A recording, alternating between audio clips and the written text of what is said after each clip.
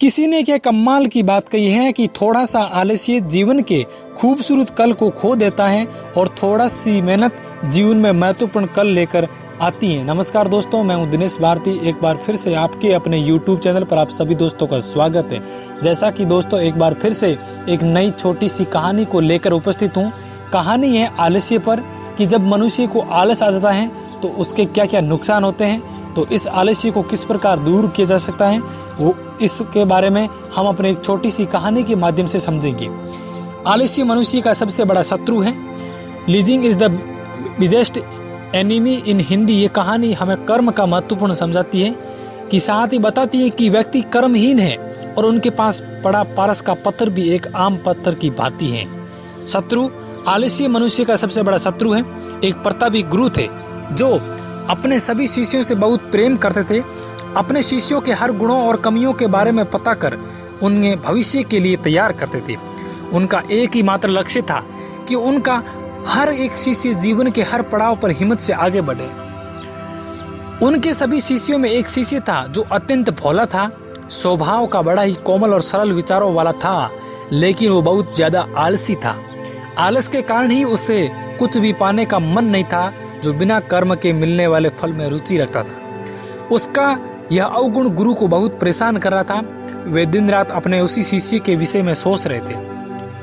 एक दिन उन्होंने पारस पत्थर की कहानी अपने शिष्यों को सुनाई।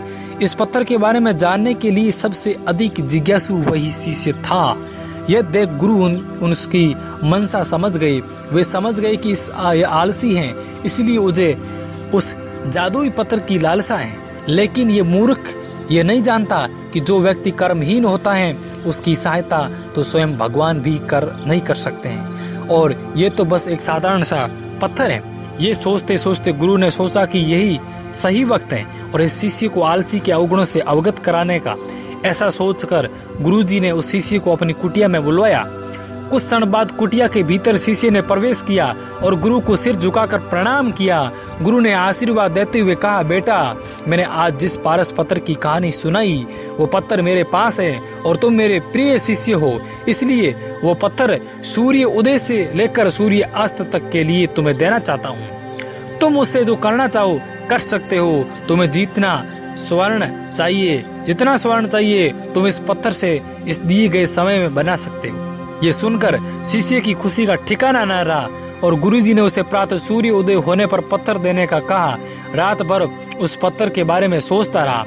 दूसरे दिन शिष्य ने गुरुजी से पत्थर लिया और सोचने लगा कि कितना स्वर्ण मेरे जीवन के लिए काफी होगा, और इसी चिंतन में उसने आधा दिन निकाल दिया और भोजन कर वो अपने कक्ष में आया। उस वक्त भी वो उसी चिंतन में था कि कितना स्वर्ण जीवन व्यापन के लिए पर्याप्त होगा, और ये सोचते सोचते आदत अनुसार भोजन के बाद उसकी आंख लग गई, और जब खुली तब दिन ढलने को था और गुरुजी के वापस आने का समय हो चुका था। उसे फिर कुछ समय समझ नहीं आया। इतने में गुरुजी वापस आ गए और उन्होंने पत्थर वापस ले लिया।